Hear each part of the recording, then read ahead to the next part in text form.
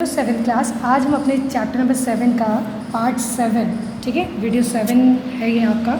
उसमें हम अपने चैप्टर को कंटिन्यू करने जा रहे हैं। चैप्टर का जो न्यू टॉपिक था हमारा क्या है, कंस्टिट्यूएंट ऑफ सॉइल।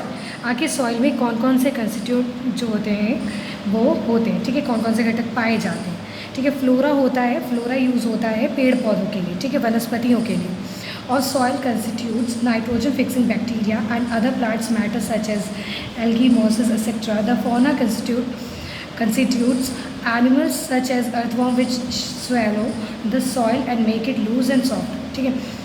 पहले तो फ्लोरा का मतलब समझ से, फ्लोरा मतलब होता है वनस्पति, मिट्टी में जितने भी पेड़ पौधे वगैरह होते हैं वो फ्लोरा होता है। और फौना में आ जाते हैं सारे के सारे जो जीव जंतु होते हैं वो फौना में आ जाते हैं, ठीक है। हमने प्रीवियस क्लासेस में भी पढ़ा था कि जो कुछ ऐसे फौनाज, कुछ ऐसे प्लांट्स होते हैं जिनके जड़ों में, रूट में नाइट्रोजन फिक्सिंग बैक्टीरिया होता है। वो बैक्टीरिया क्या करते हैं इन्वायरमेंट से नाइट्रोजन को लेकर पेड़ों के यूज़ में आ जाए, उसको इसमें चेंज कर देते हैं इन्वायरमेंट से नाइट्रोजन लेकर, ठीक है। तो ये जो कंस्टिट्यूएंट होते हैं ये बहुत इंपॉर्टेंट होते हैं, ठीक है, क्योंकि यही मिट्टी को ऐसा बनाते हैं ताकि उसमें अच्छे से फार्मिंग हो सके, ठीक है। जैसे नाइट्रोजन फिक्सिंग बैक्टीरिया होता है जो फौना में पाया जाता है, उसका क्या काम होता है, वो पेड़ों के बढ़ने में भी हेल्प करता है। क्यों? क्योंकि मतलब कि मिनरल्स वगैरह पेड़ पौधों को देने में हेल्प करता है, ठीक है, उसको एब्जॉर्ब करने में हेल्प करता है। और दूसरा आ जाता है फौना, ठीक है। फौना में जैसे अर्थवॉर्म्स वगैरह हो गया। आपको मालूम है कि मिट्टी में जो केंचुए होते हैं वो कितने इंपॉर्टेंट होते हैं। वो क्या करते हैं, मिट्टी को ऐसा बना देते हैं, ठीक है, वो अंदर बाहर करके मिट्टी को लूज़ बना देते हैं, ठीक है। लूज़ मतलब कि ढीला कर देते हैं, सॉफ्ट कर देते हैं, ठीक है।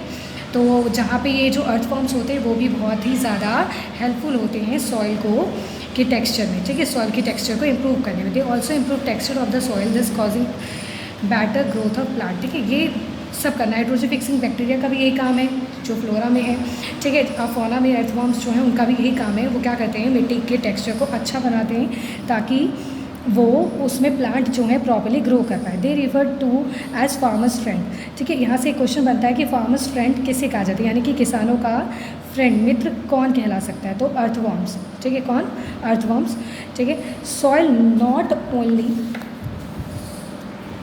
Provide shelter to animals such as rabbit, snakes and worms. सिर्फ सॉइल जो होता है सिर्फ हमें शेल्टर, एनिमल्स वगैरह को, अर्थवॉर्म, कीड़े मकोड़ों को सिर्फ शेल्टर ही नहीं प्रोवाइड करता, but also inhabits a number of microorganisms that causes of decomposition of dead plants and animals and add minerals back to the soil।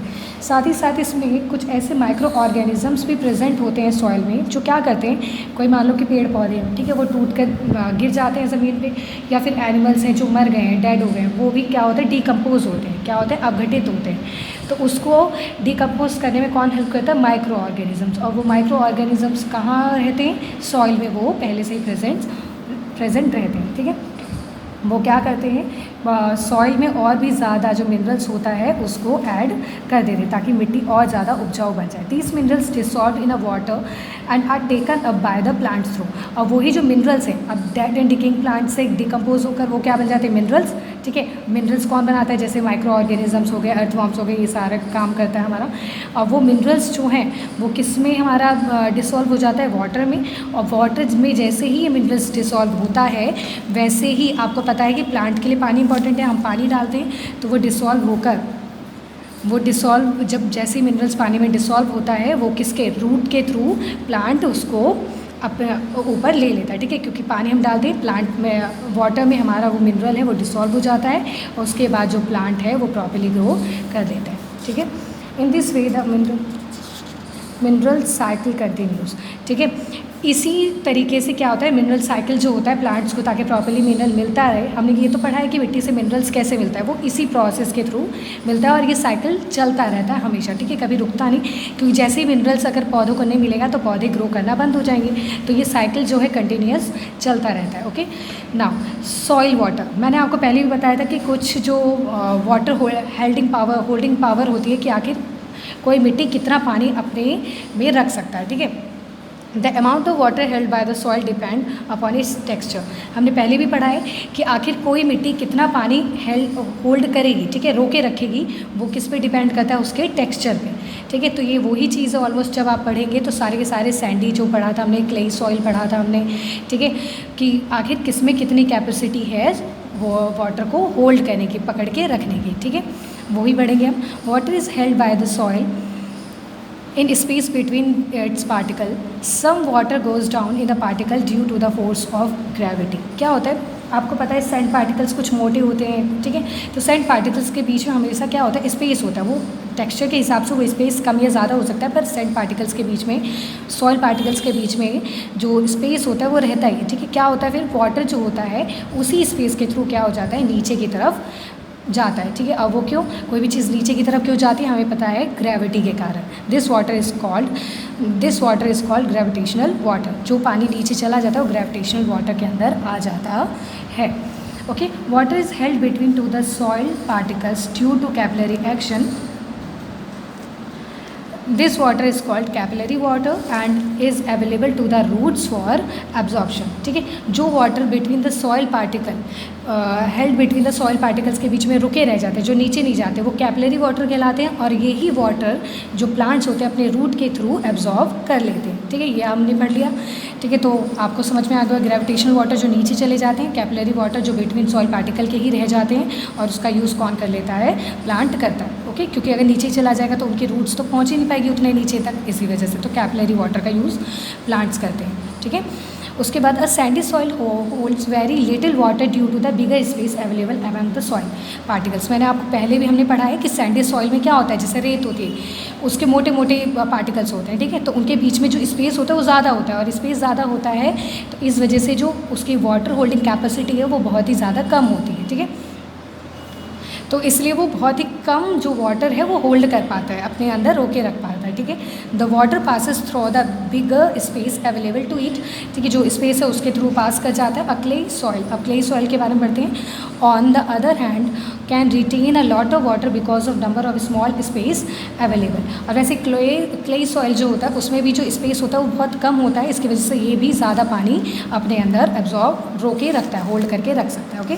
Sometimes in area where there is a lot of clay in the soil, water stays above the soil when there is a heavy rainfall। अच्छा, कभी कभी क्या होता है, कुछ ऐसे area है जहाँ पे बहुत क्ले मिट्टी है, ठीक है, क्योंकि उसमें मिट्टी एब्जॉर्ब ज़्यादा ऊपर ही रह जाती है, तो क्या होता है उस एरिया में जो पानी है वो ऊपर ही अबव द सॉइल ही रह जाती है। क्यों, क्योंकि वो धीरे धीरे एब्जॉर्ब करेगा, क्योंकि बहुत ही स्मॉल स्पेस होता है, okay.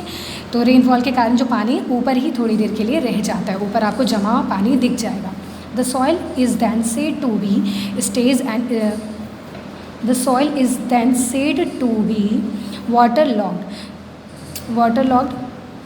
This waterlogged soil get deprived of oxygen. As a result, the root cannot bend properly. It swamp and marshy area. The soil is waterlogged all the time. ठीक है, तो अब वाटरलॉग्ड के बारे में सुना होगा, जहाँ पानी इकट्ठा हो जाता है, तो इस वजह से यहाँ पे पानी क्या होता है, इकट्ठा हो जाता है। आपने कई बार सुना भी होगा कि कितने सारे एरिया में जो वाटर लॉगिंग की ज़्यादा प्रॉब्लम हो जाती है। क्यों, क्योंकि वहाँ पे ऐसी मिट्टी होती है, क्लेई मिट्टी सॉइल होती है। In area where the soil particles are not too large as in sandy soil. और ऐसे में जो सैंडी सॉइल से ज़्यादा लार्ज नहीं होता वैसे एरिया में the water seeps down washing off all the nutrients. This is called leachings and it makes the soil useless for plant growth. अच्छा, कुछ ऐसे भी होते हैं जहाँ पे क्ले मिट्टी से ज़्यादा बड़े नहीं होते, तो वहाँ पे मिट्टी क्या होता है, वो क्या करती है, जो न्यूट्रिएंट्स होती हैं, ठीक है, न्यूट्रिएंट्स जो होती है वो भी अपने साथ बहाकर वो पानी मतलब कि उस मिट्टी की न्यूट्रिएंट्स भी बहाकर अपने साथ ले जाती है, ठीक है। अब इसी वजह से क्या होता है, it makes the soil useless for plant growth. इसी वजह से सैंडी सॉइल में जो होता है हमारा प्लांट अच्छी तरह ग्रो नहीं कर पाता। क्यों, क्योंकि वहाँ के न्यूट्रिएंट्स जो है वो पानी के थ्रू, पानी अच्छी तरह बह जाती है उसके बीच से, पार्टिकल के उससे के थ्रू इसी वजह से जो उसके साथ न्यूट्रिएंट्स भी बहकर चली जाती हैं, तो इसलिए प्लांट ग्रो नहीं कर पाता, क्योंकि न्यूट्रिएंट्स रहेगा ही नहीं, मिनरल्स बचेगा ही नहीं, तो प्लांट कैसे ग्रो करेगा, ओके। इसके बाद है mineral salt in the soil, ठीक है। इसके बाद हम अपने चैप्टर को आगे नेक्स्ट पार्ट में कंटिन्यू करेंगे।